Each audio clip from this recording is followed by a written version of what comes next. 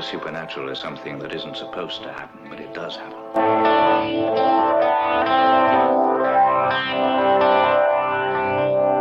And no nation which expects to be the leader of other nations can expect to stay behind in this race for space.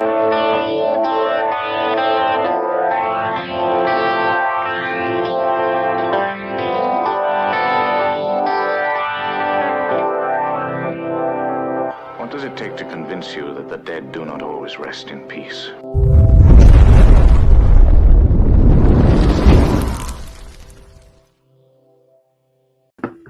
This episode of the Three Beards Podcast has been brought to you by Broad's Beard Care. Go to broadsbeardcare.com, enter promo code 3Beards with a capital B, and you're going to save 20% off.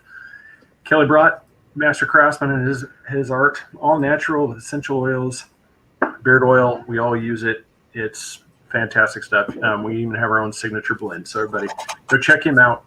Primary sponsor of the program. And at this time, we would like to welcome Mr. Joshua Shapiro. He has his website, crystalskullexplorers.com. CSE.crystalskullexplorers.com. Okay, so I got the wrong website then. Okay. So, but you do, then the other one, make sure I got this right. So yeah, CSE, crystalskullexplorers.com. Okay, then I will put that in the chat here too. It's CSE dot. Yep, I should have that right there. And then you have your own book out now, Journey into the Unknown and Back Again. Book one of a 3-part series, correct? That's this one. Yep. That I just I was listening to an interview that you just had about that, and that story sounds really cool. And you, if I remember right, when one of the interviews you were trying to tell everybody just the part that was probably the most, probably the most interesting or hardest part of the book was trying to explain what was on the other side. Well, it's a trilogy. So the first part of the book is kind of autobiographical. It shares a lot of experiences, which I've personally had traveling the world with crystal skulls, UFO, paranormal. So it takes place on the Earth. But if you look here at the front cover, and it's really hard to see, there's like this dimensional door, and there's this guy. He's the main character, and he's kind of in front of it. So what the whole point is the book starts where he's in front of that door, and then the book ends where he's exactly what he's doing there. His foot's up, he's getting ready to walk through the door, and then we go into book 2. Now, book 2 is the one that's going to be really difficult because he's going on to other planes, other dimension, the other side, whatever you want to call it, and he's having contact with all kinds of beings and everything, and it's not like, life here on the Earth. It's like what people talk about who have near-death experiences, or if you speak to a medium and you start asking the spirit, well, what is it like where you are? So we have to come up with a continuation of the story being on the other side. And, so I have some visions, some memories. My co-author, who wrote the book with me, Karen Tucker, so we're trying to come up, but then we stopped about like into chapter 4 or 5. And the other thing which I wanted to put into the book, which I thought would be really cool, was I love baseball. As you could see, I'm a big Cubs fan, and they're doing really good. I don't know what the score is. They were winning before I had to prepare for this today. And the idea is that the main character got an opportunity to play in a Field of Dreams game in heaven. So instead of it being played on the Earth, it's the best Cub players against the best Yankees, who've always had the greatest team. So we actually played out that series, a 3-game series, and I was just going to report what it is on a table game I play called Stratomatic. So that was one of the cool things I was going to throw into that story. Yes, so I just brought up, I don't know if you saw that, they're up 5-1. Oh, they are? Incredible. Bottom of the 7th. Okay, good. Thank you for letting me know. Yeah, you're welcome. And and then I just put the correct website in there. I apologize that I thought I had the right one down. It's okay. So one of the things.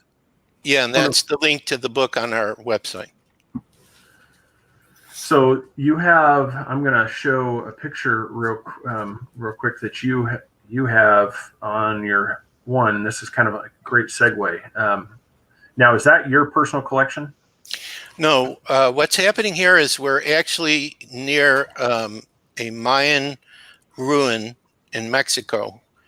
And these are steps. They're not part of the pyramid, but it's another stone structure. So our skulls are on the upper level, our personal ones. And then the ones below are skulls that other people who came to the conference brought with them. Oh, nice. So it's kind of like, linking into the ancient energies of the Mayans who claim they worked with crystal skulls, to try to honor and reactivate the energies in that sacred place. I can't remember. Is it Tiwanaku or something like that? It's by Mexico City. One of you guys must know the name of this ancient Mayan city with. Yeah, I'm bringing up how to pronounce that one. I know which one. So that's where that picture was taken. So this is one of the things you're supposed to do when you're a guardian of guys like these. Okay, so this is my crystal skull Portal de Luz, Portal of Light. He's heavy, 10 pounds. Is you take them to sacred sites, and it helps to not only reactivate the sites, but then they record all the frequencies and energies that are going on in those places, which then as you share your skull with other people, they can receive some of those special energies they had. Now, coming back to that experience, before you ask me the next question, I'm very spontaneous. So I'm remembering there was a picture when we were on the Temple of the Sun, which I had never been on a pyramid before in my life, okay? And I was looking at the stone that it was made from, and it was like incredible. I couldn't imagine anyone in the modern time building this pyramid. It was very sophisticated. But in one of the pictures we took, there was some kind of strange light that was by the pyramid, which could have been a kind of like a UFO light or something, which only the camera saw. So I thought that was pretty strange. But yeah, that's the whole point of being a crystal skull explorer. You want strange. You want to have adventure. You don't want to be bored with life. Yeah. Well, that's and it was with the explorer, because here we have one of the famous, obviously, Mitchell Hedges. Yes. And has this one ever faced like a lot of scrutiny on whether or not people questioning the authenticity of this skull? Oh yes, all the time. Matter of fact, I was just talking to a friend today who has his own crystal skull, and there was a person who brought a whole bunch of crystal skulls to Germany and put it on exhibition, and he was telling me that he was questioning the authenticity of the Mitchell Hedges skull, because some people have said there's these advanced carvers in Germany, Eder Oberstein, which I've visited, and I've actually met one of the carvers there who did make a crystal skull. And so some of them think that, and here's the Mitchell Hedges skull, that, perhaps one of those advanced carvers made them. But this is the thing for me, which hopefully your viewers will understand what I'm trying to say. I'm assuming most are on their own spiritual path. Around the crystal skulls are very special energies. And as a matter of fact, the other thing I would tell you, which I cannot prove this, and one show, I said this, and then they tried to do some instrument on a crystal skull to show I was crazy. There is a living consciousness that many people find that work through the skull. So it's like, when I'm looking at Portal de Luz, I actually can hear him in my head, in my thinking voice. He always calls me Dad. He says, Dad, explain to everybody about us, okay? That there's actually this living consciousness that works through, because where are these energies coming from? Is it just that the stones are absorbing it? No, there's a living consciousness that's involved. And this is what happened to me. Well, I'm taking over here, but I can't help it. There's too many things that go on around the crystal skull. So there was one time where I saw the Mitchell Hedges skull, And it was in San Francisco at a conference. Anna Mitchell Hedges was alive. That's the daughter of the man that you showed, the adopted daughter.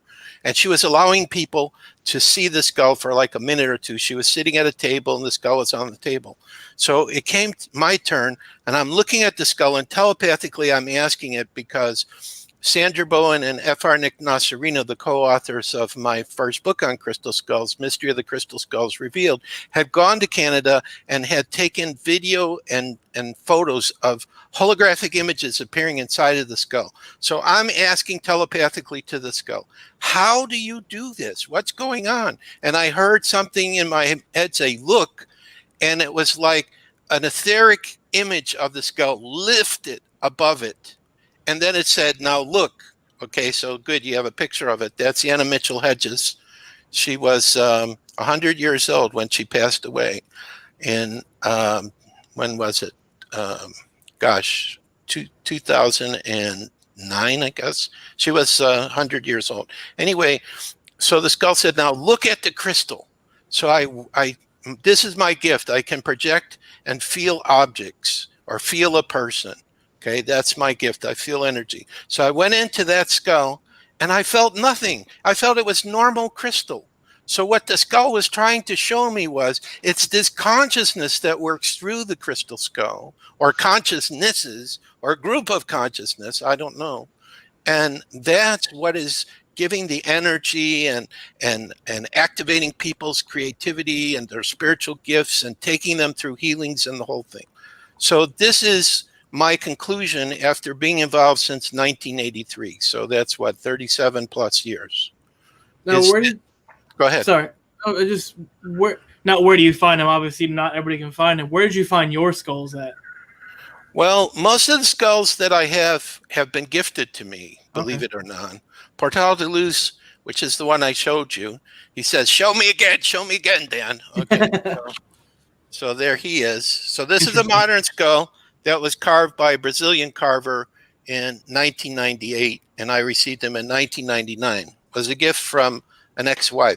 But, you know, if you go on eBay, you go on Facebook, there are many people who sell skulls, and that's because there are many carvers. Like I'm working with carvers now in China and India. I know carvers in the United States and South America. So here's the thing to understand is, if there isn't a demand, if people didn't want to have their own skull, then the carvers wouldn't make them. So something started to take place, I would say in the 1990s, where I start noticing all of a sudden the carvers are making these skulls. Now, if we go to, let me show you the other book here, because I don't know if you have a picture of this skull that you grabbed or not. The amethyst skull on this page here, you see that one? That's called a me. That was actually the first crystal skull that I ever saw. And the first time I saw it, it was just a picture of it. And what happened is when I was looking at the picture, I start vibrating inside like an inner earthquake. And then about a half an hour later, because we were in San Jose, California, a real earthquake in Colingas, California, which was probably 150 miles south, happened. And so the table it was sitting on. But I was having this conversation through the picture with this skull. And basically what it said to me is that we are returning to help humanity to create world peace. Okay. And then it said, Joshua, now that you know, what are you going to do about it? Well, obviously I'm doing it. I'm sharing in every way I can, radio shows, TV shows, writing books, social media, doing classes live or online, whatever way I can, I've been sharing, because over the 37 plus years, I've seen people who've had contact with these older skulls like the Mitchell Hedges skull, which I believe is from Atlantis, with newer skulls like Portal de Luz, and they're life-changing, especially if you're on a spiritual path. This is a great tool to have. Or I think back when I was working in Poland with this medical doctor, but he was a magnetic healer too. He said, I could see the crystal skulls being like a complete medical toolkit. Like when you get a headache, you take out your skull and you meditate and the pain goes away. Okay. Mm-hmm. So that was kind of interesting. So this is what I think the purpose of the crystal skulls is right now is they're a tool to help people to wake up to their spiritual divinity, to their gifts, creative gifts, spiritual gifts, or another thing that the crystal skulls do. And I have a guide right here that stands behind me, and he's saying you need to say this for the listeners. Some of your listeners on their spiritual path know that they chose to incarnate, and at this time, even though it's crazy right now, there's really good things that are happening behind the scenes to perform some kind of mission or work. And some of us, the crystal skull is the tool that we have to do this spiritual work, to do healing and meditations for world peace. We've done many of those. So I said a lot of different things here about the crystal skulls to give you an idea. So quick question, and we're talking about crystal skulls, but do you have any other energy from just pure crystal? I mean, because I use crystals and I use selenite crystals. I use different crystals for healing purposes and meditation and stuff. But I was just wondering, does it have to be a skull crystal, or you get different energy? You get different energy from different crystals yourself as well. Yes, and it's a unique experience. Like, for example, there were some people we worked with crystal skulls who, because it looked like a bone skull and it represents death and doom and evil, they couldn't look at the skull. So we turn it around so they look at the back, so they're just seeing a crystal, and then they were okay with it. So it's a personal type of thing. I think with the skulls, they're kind of mirroring our human bone skull. Why do we have a bone skull? It's not for being death and doom. It's the shape of it, in my estimation, allows cosmic knowledge and information to pass into us, which filter down through different levels of consciousness. It's like a pyramid. You go a third of the way down the pyramid, it rejuvenates metal, does all kinds of things. So quartz crystal. Now, of course, crystal skulls can be any gemstone. It used to be just quartz crystal was a crystal skull, but now the carvers are making it from every gemstone that you can imagine. So it just depends upon the person. Every person has a different affinity for a different skull or a different stone, let's say. So for me, I like quartz and obsidian. For some reason, I have a strong affinity with obsidian. So, but not all the stones. But then there's another person who might look at a quartz skull and say, no, I don't feel any affinity with that or energy. Oh, but this other skull made out of these other types of stones, I love those. And the same thing with shape too. It could be human skull, it could be stylized, could be an animal, a dragon, or the ET, who I call the Galactics. So you said thank you for answering that question. You're very welcome, Chris. You covered all the bases on that. Well, I try. I only have a certain amount of time with you guys. So I got to talk fast. No, you're good. So you said most of your skulls were gifts. With crystals, you have good and bad energy. Have you ever received a skull that had a bunch of bad energy? You said, I don't want that at all. There's something wrong with this. I have not personally received a skull that had bad energy, but I have seen skulls where I think they witnessed man's inhumanity. That's me. That's the amethyst skull I saw. Thank you for that picture. I have been in the presence, like when I went to the conference in Mexico City, there was one crystal skull that had a really hard, dense energy, and I actually got sick. And normally I don't ask other people for healing, and I had to. So what it is that just like we have on the earth, we have very good people and we have very bad people, which is what's really coming out now in the media, the alternative media, about what's really been going on, which, we don't want to talk about that. We want to focus on crystal skulls. Yeah. So the crystal skulls, it's kind of like they don't judge what vibrational frequencies are they going to record and pick up. I mean, if man's inhumanity, they're going to do, like they said, the Aztec or Mayans did sacrifices. They take the person's heart out and put a crystal skull in. To me, this is not what they were intended for. They were gifts from the gods, as they said, or the Galactics or higher dimensional beings to help us to evolve into the true spiritual persons that we are, divine children of God. Yeah, well, that was kind of one of the questions. You guys touched on it a little bit, and that was one of the ones like I had down for you too. Okay. Is where so Dan believes the guy carves it for you. So when does this connection to the spirit occur? Because you have the one that's connected to you. So is it something that, and that's where, like, for the layman that doesn't know, I mean, is it something like, I take a block and I carve it. So is it something via just like, like a blessing, and then there's an attachment, like something finds it as a home to pass on? Or is this something that just, it kind of naturally occurs as it's being carved? I'm going to ask this guy because he's in the dimension where they come from. It's an individual situation. In my case, the consciousness in Portal de Luz seemed to already have been in the crystal, knowing that eventually it would come to me. So I use that one as an example. Sometimes, though, some of the skulls we have, they're empty. And so as we bring them together with their brother sister skulls, as we start to work with them personally, then all of a sudden it activates it. It helps to activate it. So there can be an activation that's needed before the presence can come in. But the whole key to it, from a position of what I call being a guardian of a skull, is that this presence, this consciousness, knows who the guardian is, and there is some relationship, even if the guardian is not totally aware of what that might be.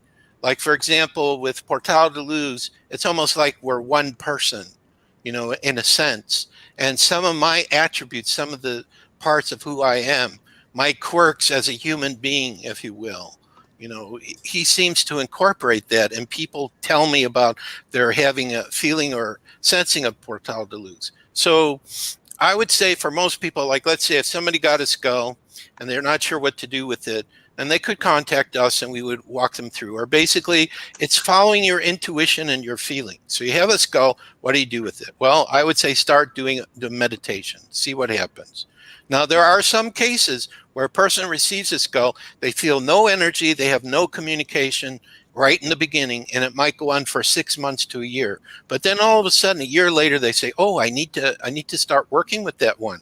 Well, it could be this. Yeah, this is good. I like what he's telling me. This could be because the skull came early, so the person would have it, but vibrationally, they're not ready to work with the skull yet. So it seems like it's dormant. But when they get to that vibrational energy level, then all of a sudden the skull's ready to work with them. Okay, yeah, because that was kind of what I was trying to figure out, if it was something like that they're kind of like free flowing through the crystal, and then as soon as it's carved, all of a sudden it's like, I have a home. And they lock into it, and that's kind of where I was. I'm not sure that's always the case. I think sometimes they're there before, and sometimes they come later. Now, he's also reminding me that the consciousness that works through the skull can shift over time. So in other words, let's say one being comes in and starts working with the person, and they finish whatever it is that they need to do with that person. They leave, then another consciousness might come through. Okay. Because the level that these intelligences work with, in many cases, time and space means nothing to them. And that's kind of where, that was some of the confusion, like I was looking at, that I was really looking forward to talking to you about, because that was one of those where I was just thinking, it's like, man, just somebody carves a skull, and then, how does this change? But then that also kind of an example, like the Mitchell Hedges one, just because you carve a skull doesn't mean it's going to work. Now, there is an example of this. So there was a TV show I was interviewed for, and it was in San Francisco. So we went into the room, and there was a clear quartz skull that looked a lot like the Mitchell Hedges skull. But when I approached it, I knew it wasn't, because it was empty. It had no energy whatsoever. So what this was telling me is, even if someone duplicated the shape of the Mitchell Hedges skull, does not mean that it's going to have the same frequency of energy. Okay, if you have a facsimile of that skull, like if you worked with a picture of the Mitchell Hedges skull, you may feel some energy from it, but not a brand new one, even though it has its dimension. Now, I noticed after we had a few of our skulls, which were already awakened and activated. I noticed that then that skull started to wake up, because our skulls were sharing energies with this other one. Interesting. So whatever you ask me, I have some experience, apparently. I don't know. It's really crazy. Well, that was, It may, yeah, go ahead, Austin. I may sound stupid, maybe a stupid question. These skulls, you say the consciousness, are these like spirits or like ancestors of where the skulls came from? I'm a little curious about that. No, I don't know if it's specific. It can be. Okay, like for example, if one of the very old skulls is with the Mayans and it's involved in many ceremonies that they do, obviously it's going to pick up the essence of that culture and those people. Now, in the case of the new ones, generally that's not the case. Like Portal de Luz, it was a block of smoky quartz in Minas Gerais, Brazil. They mined it. And then I met the carver who made it, and he didn't understand, he knew people like skulls, but until I went to his shop, he didn't understand, why are people buying this? What's the big deal about it? So I don't think that per se, very much of his essence was in Portal de Luz. It was something else. And actually, after I received the skull, there was a spiritual medium who actually channeled for the Mitchell Hedges skull, and there was a whole book written of what was coming through her, being in the presence of the Mitchell Hedges skull, was telling me as she was touching Portal de Luz, the spirit that's inside of here already knew it was going to be coming to you. This skull already knew it was coming to you. So in my case, it seemed that whatever this consciousness is or spirit was already inside of the crystal itself, and was just waiting until on the physical level it met with me, and then he started driving me crazy. So right now, is he talking to you? Is a skull communicating with you at this time? Well, if I look at him and I ask him, I'll hear him. But if I'm focused on talking to you, he leaves me alone so I can focus on answering your question. I'm not getting the answers from him. I'm only listening if he has something he wants to add from the perspective of being a crystal skull. He says, awesome. Dad, you're doing a great job. I won't bother you. That's awesome. That's cool.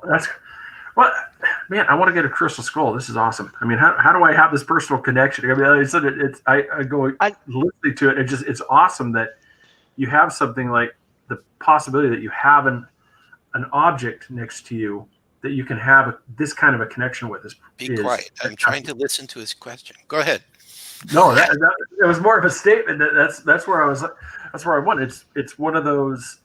Do you know much information about this, person being from another? I mean, has he brought through some of the information from that area? Like, this is what I see.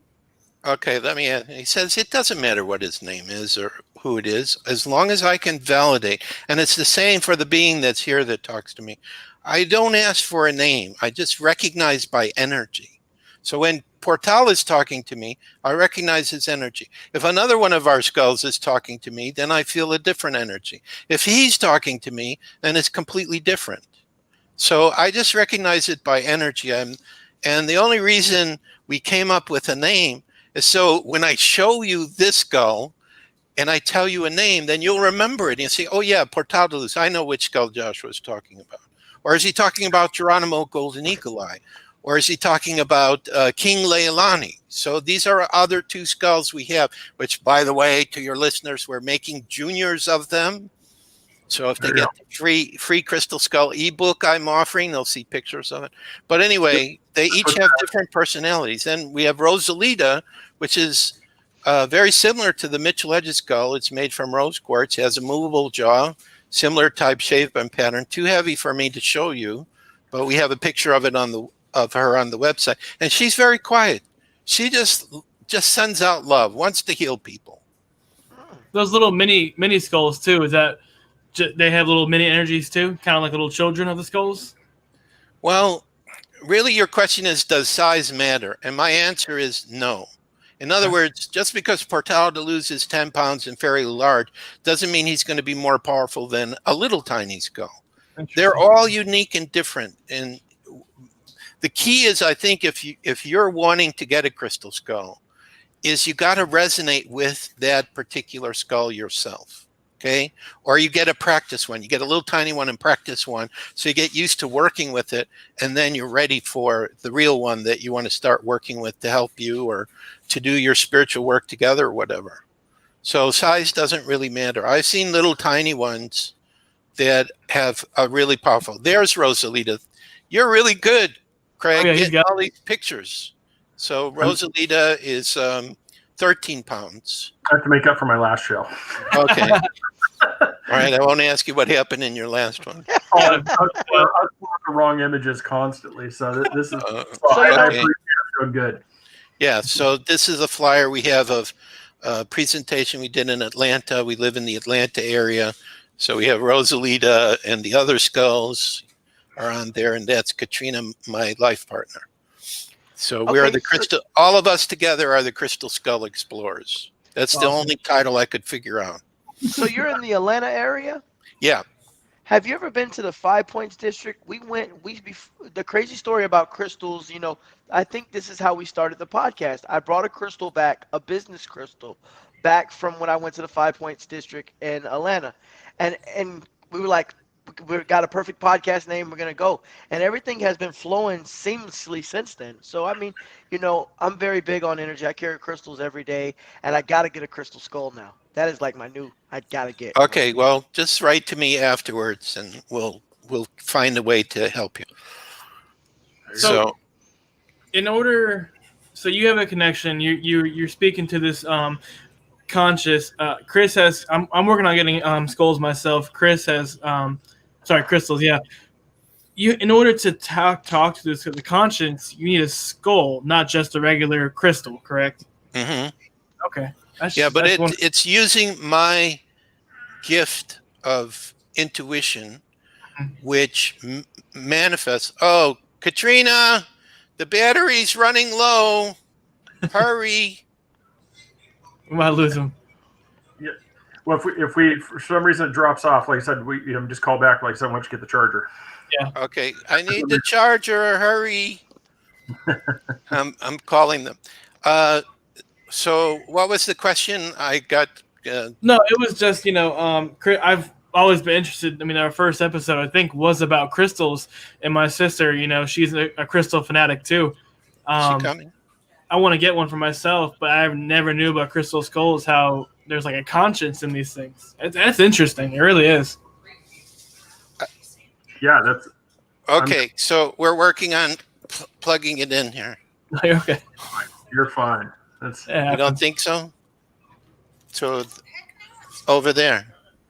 Okay. So we're moving. Sorry, it'll reach now.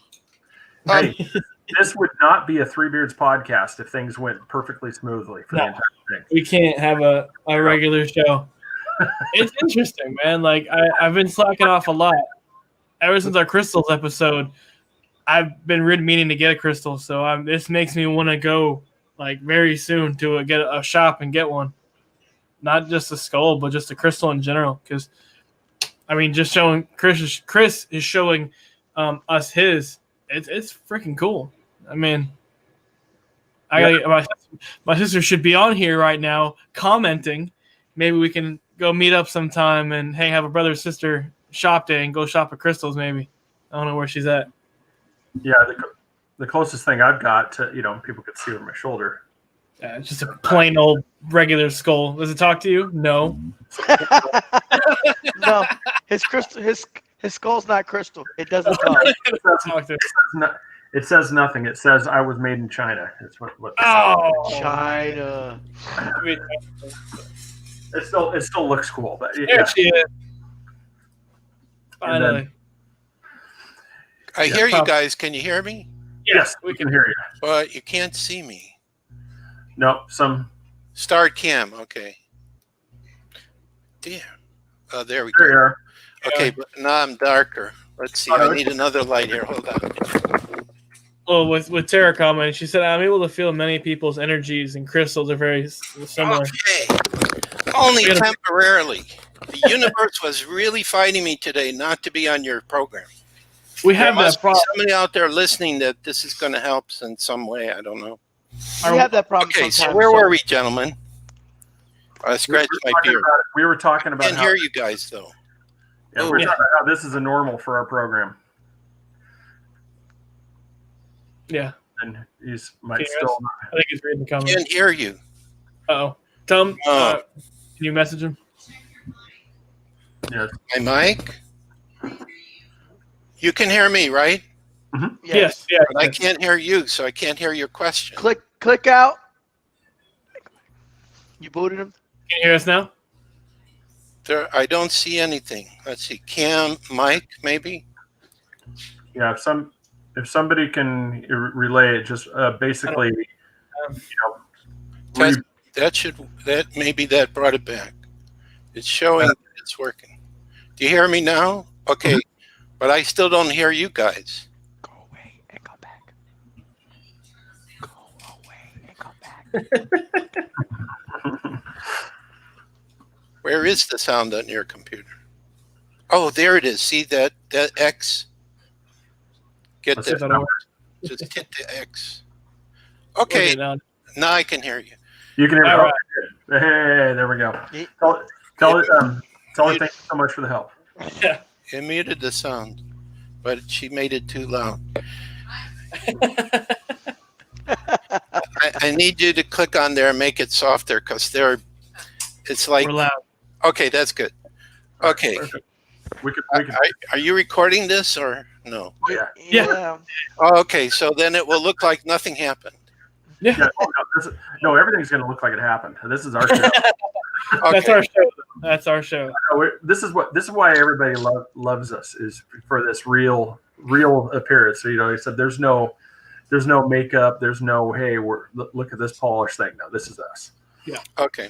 No, but it's we were just a little bit chatting while you were doing that about the three of us are really serious that we think that this is something that we're gonna look into getting as one of these schools, because this is that I'm really fascinated from the interviews I've had with you. And one of the things that we had a mutual friend, Mark Eddy, who got me in touch with him. I told him, I go, main thing when we interview you is I intend to have a semi-serious conversation, and actually researched out, because one of the things from some of the ones I forgot, there's some people that brought you on, I don't think they even looked into you until you showed your face up on the camera. And then they're like, oh, here, let me try to figure out who he is. Because they're asking questions like, I don't think they've even looked into this.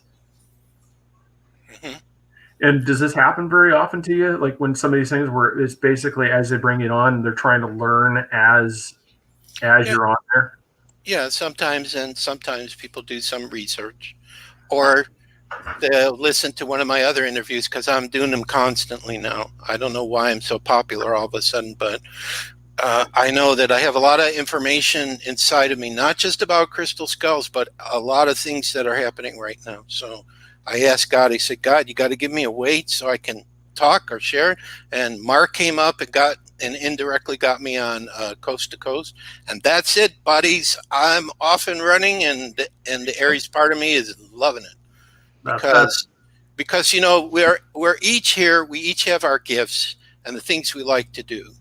And I've never been afraid to speak in front of an audience of a few people, or like when I was at the conference in Brazil, it was thousands, and I was clowning around, having fun, and just doing whatever I could. So you're doing something you love. Yeah, so doing that. Writing I love too, but I don't like editing, so I'm still asking God for the person to help me with editing, because that's a pain in the butt. Like one of my books on the blue skull for Peru, which is a whole other subject that we don't have time to get into. I rewrote it like 5 or 6 times, because when you read your own stuff, you're going to make mistakes. You're going to think, oh, that looks great. It reads good. Then I go back and I read it again. It's terrible. What space was I in? And especially now at 65, I write things and I'm not using the right tense of verbs, or I'm writing the wrong word. So it's really terrible. So don't look forward to older age. However, I do know that once we get through all this transformation stuff, we're going to go back to being in our 30s. All of us. So, I'm not too much worried about that. Can we get 20s, not 30s? You said we're all going to be back in our 30s. I'm 30s now. Can we get 20s? Well, let's just put it this way. Whatever age it'll be, you'll have plenty of energy. You won't get tired. So it doesn't matter if it's 20s or 30s. In heaven, some of the mediums say we look like we're in our 30s when we go there. So that's why I picked that. Okay. Awesome. Now, one of the questions before I forget, I wanted to ask you too about it. So obviously, there's from research I've seen, there's a positive and a negative reaction to Indiana Jones and the Crystal Skulls. Now, have you found that not only did you get a heightened popularity from it, but what on the negative side have you received from the portraying in that movie? Well, here's what I've observed from other people. The image of the skull has always been associated with poison, pirates, things of a negative nature. Now, to me, that doesn't make any sense. Are we saying that only our bone skull in our body is evil and the rest is okay? So obviously that's not correct. Nor would Creator or whatever was the higher force that made the bodies that we have, be creating any part of it to be a negative thing. What really is being portrayed is the people who are afraid. It's because they don't understand the paranormal and it scares them, or it threatens their foundation of their belief. Okay, so the skull is kind of like a representation of the doorway going into the paranormal, and it kind of frightens some people, or it threatens people, who are very religious or whatever. So, but if we look at the indigenous people, they honor and respect the skull. Why is that? Because they know that it's a symbol of higher wisdom and knowledge. It's a connection to the god or the gods. So, so it's like anything else. In every subject you study, there are going to be people who want nothing to do with it and people who love it. So the way I look at it is I just say, okay, I share the information. I don't try to push it on anyone.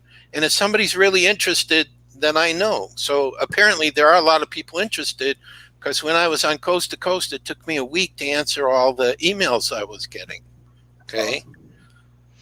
So, but that's all right. I knew that because when I was on there before, when I lived in Holland, it took me 2 weeks to answer them, but I wasn't as fast as I am now because I have, new techniques, sending group emails and so on, so I could do it. But it's just showing that people are waking up to other possibilities. Now, there's one thing I feel I want to say and go in a little bit different direction, because it's kind of like the main message whenever I do an interview I'd like to talk about. So can I bring this up? It's about spiritualness and paranormal. Oh, yeah. Absolutely. Okay, good. Thank you. Okay, so right now, to me, it's very clear that we're going through a total transformation. All right? All of us knew there was going to be great challenges coming on some level. And the key right now is that the whole truth is coming out from both sides, from the positive side of where we're going to a glorious future. And that's what I want to talk about, is to do with the future that's I've had a vision of, versus the fear-based things, showing us, we have no idea where we're going, how long the pandemic's going to last. So I'm going to give the positive view on this. That works. When I was in Brazil in 1996 or 1997, who I will become in our future from 2037 decided to communicate through me and wrote through me. Okay? And he was talking about what it was like, but he was not telling me how do we get from 1996 or even where we are here in 2020 to 2037. And he says, I can't tell you, because if I tell you what's going to happen and everything, you will not become me. You have to go through all the experiences that I've gone through, and all I can do is show you on the other side where you're heading towards. So this is what he described. Now, the reason I'm bringing this up is before I went on Coast to Coast, my spirit team said, Joshua, you need to take that message and make an ebook out of it. Mm-hmm. So in 2 days, I took the message out where I had it, and then I constructed an ebook where I wrote some other things around it to explain it and so on. And also, I was looking for proof of what Argus was describing. So first I'll describe what he talks about, and then I'll tell you where I got the proof to show that this could very well be what the future is headed. And if a lot of people know that this is where we're headed, then they are not going to be bothered and give their power away to the madness that's happening now and lies that are being told to a lot of us. Okay, so Argus said, in the future, I call them the Galactics, not the extraterrestrials. They're walking amongst us, and it's perfectly normal. All of our children are walking with them, having fun. Galactics are even playing with them, you know, throwing the ball, whatever. And they're also giving us their technologies and teaching us. So essentially, it's like a utopia. There will be no hunger, no greed, probably no money. And everyone that lives in this future, their job is whatever makes their heart sing. So, you know, by the time I get there, and I'll be looking 30 then, you know, I'll probably be continuing to teach. And I also know Portal de Luz is behind me now, but he's saying, Dad, remember, you're going to be an ambassador. You're going to be ambassador. So I think I'm going to be an ambassador with the Galactics. But the reason why, and I'm starting to share this too for those who've read George Hunt Williamson's books, which was an early UFO contactee. I know I'm a galactic wanderer. I've gone from planet to planet helping to lift the people into the light. And, you know, so I have this relationship with the Galactics. I know I have guides and, you know, I don't know this person behind me. Some people say it's a galactic. I don't know. It's just my buddy, and he gives good information, so I just share what he says. But basically, the city you live in, all the adults will be parents to all the children. Okay? So there'll be just totally love, people working together, and you'll be doing what you love to do. So if all that's happening and you have no more needs you have to fight for and battle for, okay, and you're doing what you love, you have utopia. And then, you know, we're part of a alliance of galactic races, which we used to be probably back in the time of Atlantis. So it's like a wonderful future. Now, people would say, how is it possible with all the craziness going on and all these things that they're talking about here in 2020, that by 2037, this paradise is going to happen? Well, I can't answer that part of it. I can only say, this is what my future self told me. Now, I did find one thing that people have talked about, and I'm not sure the name of this person. Carrie Cassidy interviewed him about Project Looking Glass. His last name was Wood. And he made a very interesting comment. Now, I'm just repeating what he said, but this was kind of like my proof that what Argus is the name of my future self, by the way. Argus told me that I could see this happening. So Project Looking Glass is supposed to be one of the black projects they had, a device that came from their Stargates, actually components from their Stargate, which is just like the TV show where you travel through space and time. You know, they have these devices, you go on the Stargate, and in a microsecond, you're on Mars or the moon or wherever there's another Stargate. Okay, so they have these devices, and they took components of it, and they made a device where the person or persons that are around it are asking questions about potential futures. So they want to look ahead and say, like, the only example I can think of, and of course, this would not be an example these people would use, is let's say you want to start a new business and you have 10 different ideas about what business should you start. I don't know. This looks good. That looks good. So you go in Project Looking Glass, you think about each idea, and you see visually what will the future be for each of those possibilities. Oh, that one. I really like that one. So that's the one you should do. So the people who had these looking glasses, obviously in the 60s and 70s and whenever, they were using it for nefarious projects that gained them, that probably didn't gain all the people on the planet. So what happened, according to Mr. Wood, and I think he said this happened around 2012, like December 21st, 2012. Yeah, that's what they look like, okay? Wow. That all of a sudden, Project Looking Glass only showed them one future no matter what they wanted to do. So he compared it to like a chess game where you have two masters playing, and they come to a point where they both know who's going to win and who's going to lose, and there is no moves that can be done by the loser to prevent that future, okay? And they did not like what they saw that future. So Yeah. don't you think that future was very positive? Because they don't want anyone to use any of these devices because it's going to show them this positive future. Okay. So when I heard Mr. Wood talking, I said, okay. So what Argis is saying, Project Looking Glass is showing this already. Okay. The other reason why I feel that we have the positive future is because we have a lot of positive galactics around us. You know, they have to be careful what they do, that they don't directly interfere in whatever lessons we're going through, all these experiences. And we also have the Hollow Earth people and purportedly underground cities from descendants of Atlantis and Lemuria. So this planet belongs to these other people who are very advanced. They are not going to allow us to destroy this planet with nuclear weapons. And of course, if you study, you know, about UFOs, I heard people that worked at the bases where they had nuclear missiles talked about periods of time where a UFO would fly over and totally disable all their missiles, giving them a message: we are not going to allow you to destroy this planet. Because the way that we're all interconnected, every time we do a nuclear test, people in other dimensions and other universes experience that disruptive energy as well. Interesting. So anyway, I just wanted to make sure I got that in. So of the 3 free ebooks I'm offering to your viewers, the last one is the message from Argis with some other things that I wrote. Then the second book is about that we may be in a computer simulation, what I found on the internet and YouTube in particular.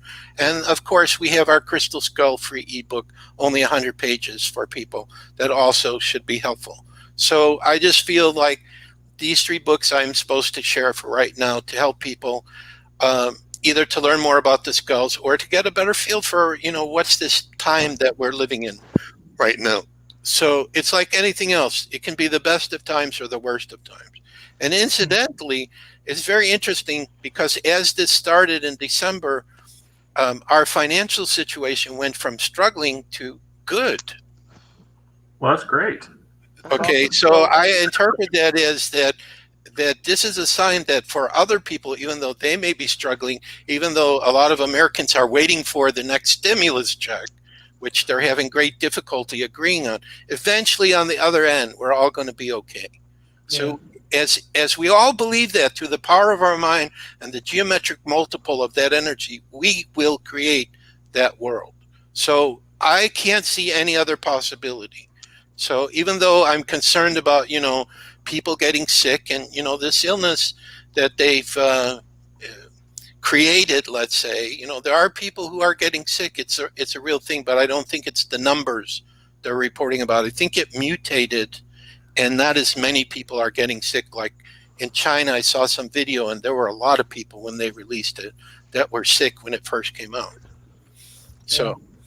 Yeah, that was one of the, when we had talked about this, you had kind of mentioned that, I mean, do you find that people that are connected to the Crystal Skull are having, you know, a positive effect in, you know, preventing, you know, or aiding in healing, you know, when you come down with something like this, you know, whether not just COVID specifically, but just an illness, does this seem to help them?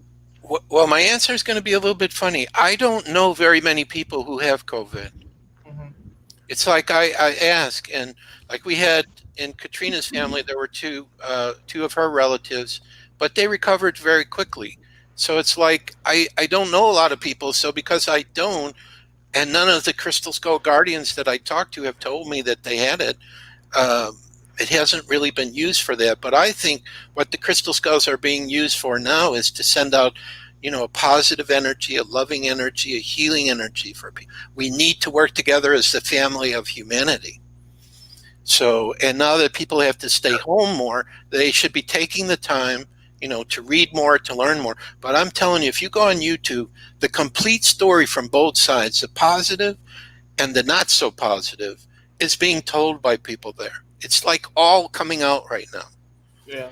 I got a question. So, if when I do obtain a crystal, once I obtain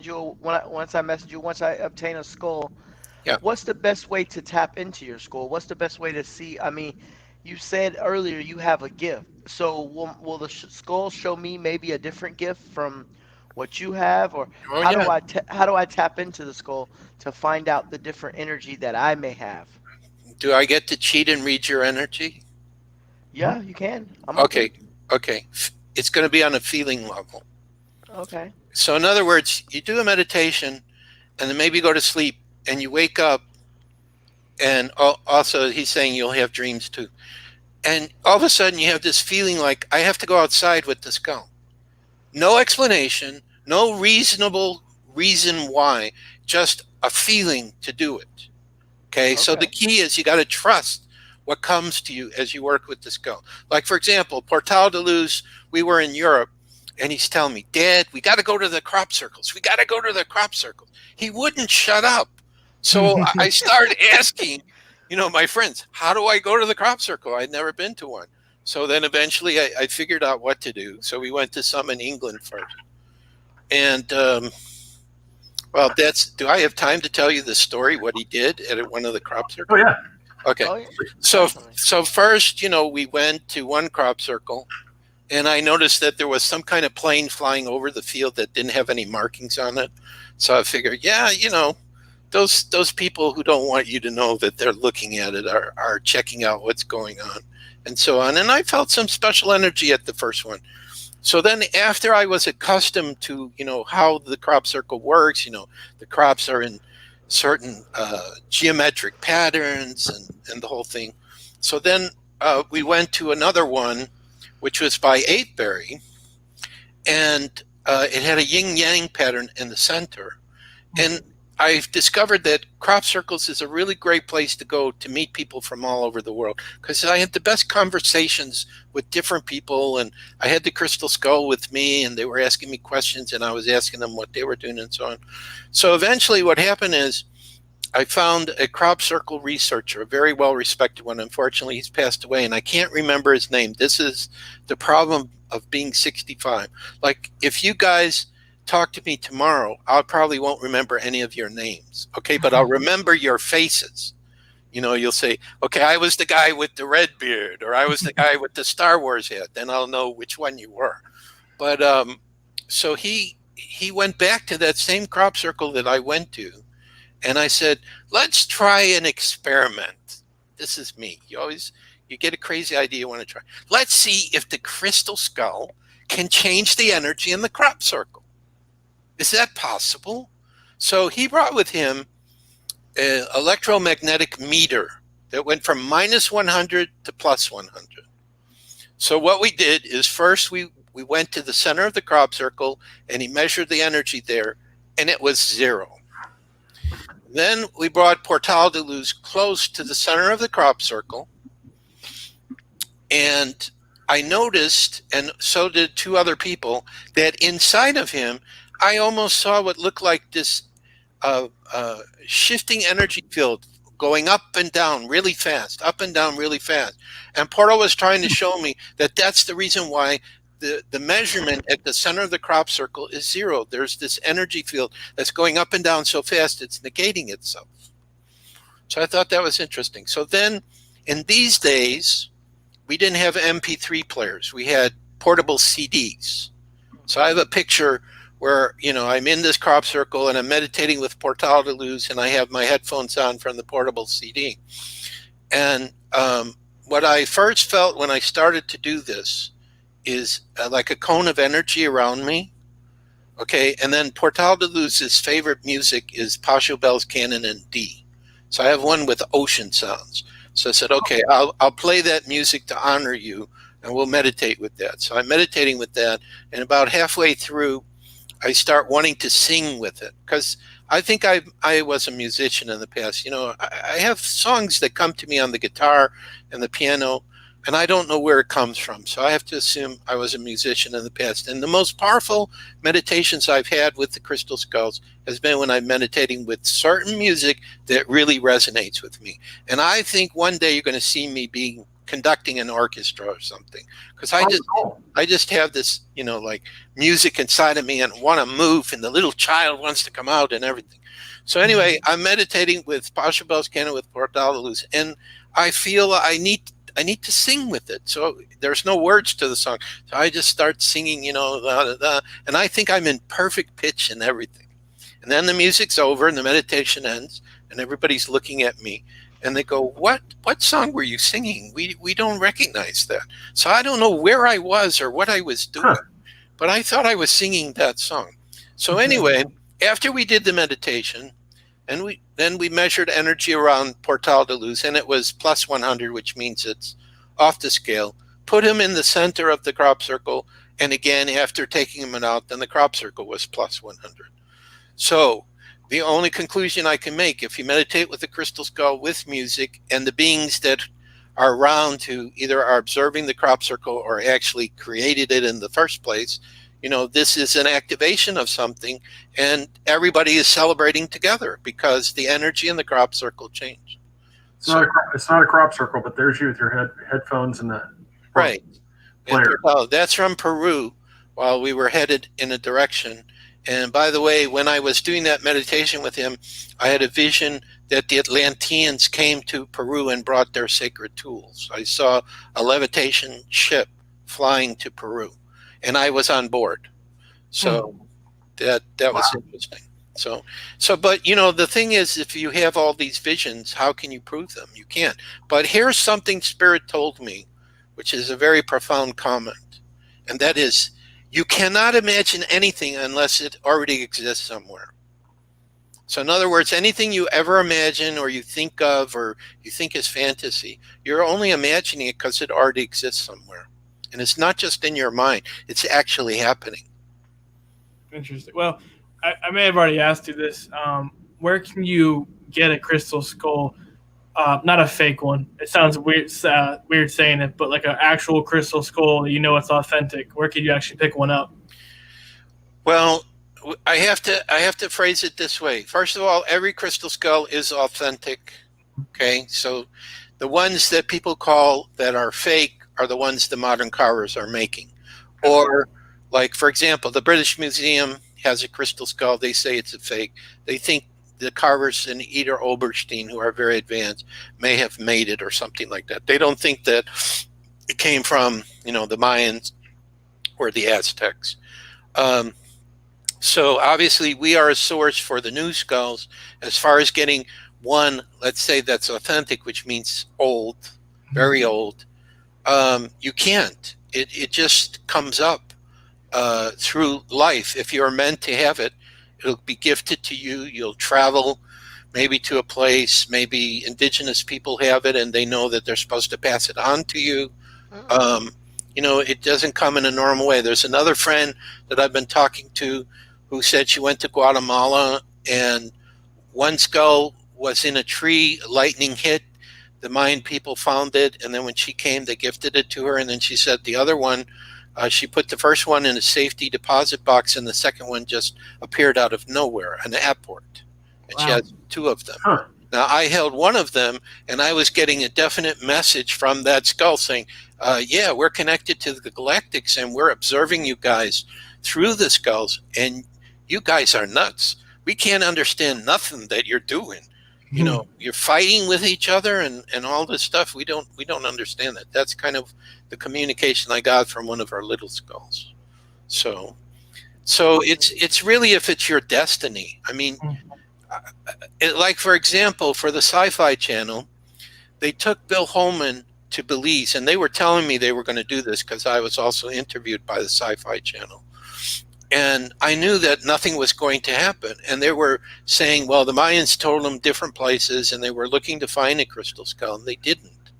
So now, of course, there could be somebody who has one of these, and who knows what they're going to charge you if they decide to sell it. Could be thousands of dollars.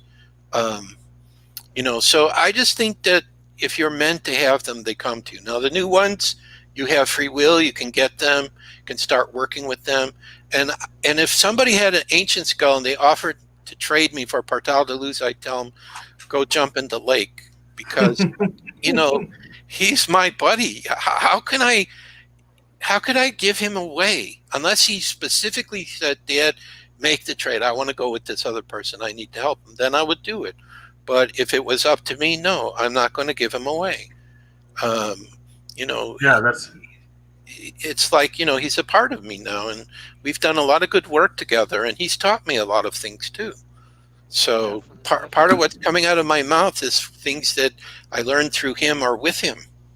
So what energy are you getting from us three? That was Oh, you went on you said you were going to give me an energy, and then you went on another very interesting no, but I story. read your energy and I said that you're going to use the gift of feeling of energy will be the way the skull will communicate with you. So it won't be in words, it'll be a feeling that'll come to you. Wow, But that's if you awesome. want to ask me the energy I feel from the three of you, well, each one of you is completely different. So you have a different role that you're playing as you're doing your radio show. Like, for example, Chris, you're way out there and far out there. Craig tends to be the guy in the middle who keeps everything together. And Ginger, is that right? Ginger is your first? Yeah, center spot. It's awesome. It's awesome. Okay, I just call you GS, all right? And for GS, he's kind of like a combination of both of you. Okay, he can go either way. All right, but I also pick up the warrior inside of him. If somebody attacks you guys, he's the one that his dandruff will be kind of lifted up and he might say something or do something. Wow, that's awesome. I'm way out there for real. I'm far out. Yeah, but it doesn't matter because that's who you are. See, the whole key is we're not better or worse than someone else. We're unique, okay? Like, I have no Earth in my astrology chart.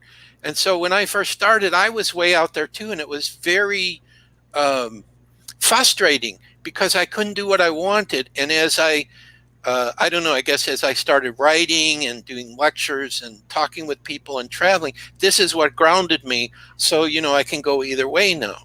And it's about being in balance. And it's the same with the masculine and the feminine energy. Just because we're men doesn't mean we don't have a feminine energy. Our feminine energy will be expressed differently than the women, just like their masculine energy won't be expressed the same way as us.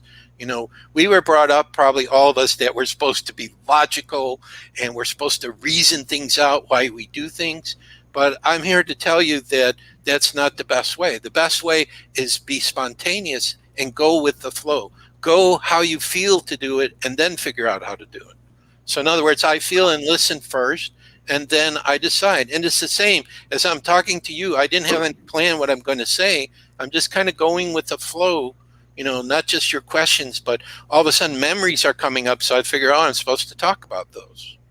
That's awesome. We couldn't ask for a better thing. That's exactly what I'm trying to tell you. It's like, that's how we roll. Right. So that's what's in your energy. So it's like if one of you guys left, the whole thing would fall apart. You need the three of you together. And therefore, since you're calling yourself the Three Beards, you are not allowed to shave your beard. You're going to have to. No, at one point we almost had a bet, for the thing which one of these days we got to make good on that. Yeah. Now that you brought that back up, but yeah, one of us, that was one of the bets, like, we're like, we can't make this. Can't see the beard. You got to have it. That's right. So it's just a question of how long are you going to keep your beard and, your mustache and, what look do you want to have? So I just try to make it simple. But unfortunately, all my hair is gray now, so. I'm getting there. I'm right behind Craig. I'm right behind Craig. Yeah. Well, I got it from my father. He was gray early too. So. Well, Joshua, I really appreciate you coming on. Yes, for sure. Definitely, want follow up and stuff. For everybody, once again, go to cse.crystalexplorers.com. Crystal Skull Explorers. Yeah, we've also put a link down there on the scroll so people can see it. So that way they can click on that link to get to the free ebook that you're offering. No, this is what they have to do for the free ebook. It's better. Just send me an email, crystalskullexplorers@gmail.com, crystalskullexplorers@gmail.com, and I will attach the 3 ebooks to it because I have a special email I wrote for the Coast to Coast people. It has some extra information in there. Also, it has a way how people can get a crystal skull. I have a special deal for them where they can get 10% off through these friends that have every crystal skull you can imagine. Oh. So yeah. Or you may want to wait till I get the other 2 that I'm working on, which are based on 2 skulls we have too. So, but you could get more than one. I mean, they'll keep you busy for the rest of your life. So be ready for that. Oh yeah, that's especially from listening to you. You're pretty active. I mean, it's amazing you'll be able to keep concentrating with us with all the conversation you're getting behind you. Yeah. I told him to be quiet, and he's pretty much listened unless there's something special I'm supposed to say. So a couple of times he's done that, but we just have to wait till we do a workshop together, and then I can do more with him. Do they work against each other? That's my next question before we let you get off the podcast. Do they work? Can you have them right next to each other, or do they work against each other sometimes? Are they all on the same page? Because I know different crystals work different ways with different energy and different vibrations. So the answer is yes and yes. So they can work together or they can work against each other. In our case, what happens whenever a new skull comes, its energy needs a little bit of time to adapt to the other new brothers and sisters. But for the most part, the crystal skulls tell me when they have a chance to meet their other brothers and sisters, it's like party time. They're really happy. But not all the skulls have good energies. Like I said, they could have absorbed man's inhumanity to man, or the person who has it could be using it with black magic. It just depends what they're doing. The skulls themselves don't decide. They're influenced by their interaction with us and what they record around them. So that's what I would have to say. Cool. But there is one last example, at a conference in Holland. We had crystal skulls and we had jade skulls. Their energies didn't work together well, even though both were helping people in a positive way. It's just their energies didn't match. It's like when I was in the room together, I was like, oh, this is very confusing energy. It's not really working together. So it is entirely possible that there can be some skulls that they can't work together, and that's it. But it may not necessarily be a bad thing or a negative thing. They just don't do that. So we'll put this picture up here one more time for people to see. Like I said, there's a nice collection of the right. So skulls of your site there. And yeah, so you see Rosalita, Portal de Luz. Winema is the one in the middle that's kind of non-human-like. And the other three were carved by modern carver. But Winema is an old skull. It was found in China in a cave with other ones. So that's one of the old ones we have. That's cool. Well, Joshua Shapiro, go to, once again, csc.crystalskullexplorers.com. Yeah, go there and check him out. Sign up for the newsletter. Get that free ebook.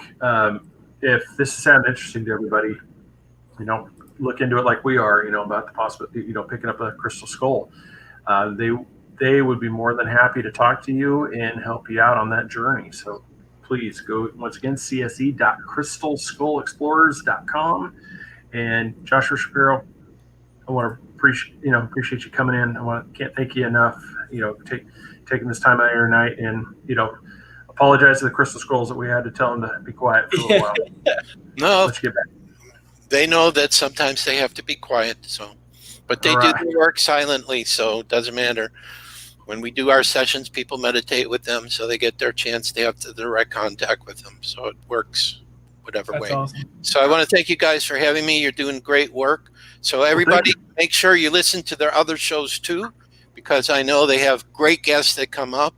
And don't be afraid to contact me. Don't think, Joshua's so busy or whatever. I love talking to people, and if there's some way I can be of help or service, let me know. And I know a lot about paranormal too, so we can talk about many subjects. Yeah, so guys, when we do that, we'll have that. Right, and if you ever want to do a show with the Four Beards, I'm up for that too. There you go. Awesome, sir. Thank you very much. Have a great evening, and we will talk soon. Okay, thank you. Thank you. And this episode was brought to you by Broad's Beard Care. Go to broadsbeardcare.com. Use promo code 3beards with capital B, and you're going to save 20% on that, along with free shipping. And Nanny Cakes, Nancy Burke. Go to Nanny Cakes 407 on Facebook, or give her a call at 407-923-2898. In the Central Florida area, you're going to get an amazing cake. Anywhere outside of there, it's going to be a wonderful tasting cake ball. We might be able to figure out a way to ship it to you. But basically, Central Florida area, that's where you want to go. Check us out at patreon.com/3beards podcast. You're become a Patreon member and help support us, so we can we can increase our stuff back here because we're going to need to get crystal skulls now. Yes. So this is going to so that helps us and it helps for the show. YouTube, go to Three Beards Podcast, subscribe on that, and hit that notification bell so you can hear wonderful shows, including this one with Josh Shapiro. Thank you again, sir. We appreciate it. Everybody, thank you for watching. Appreciate it. We will see you next time on Wednesday. Everybody have a great night. See you later.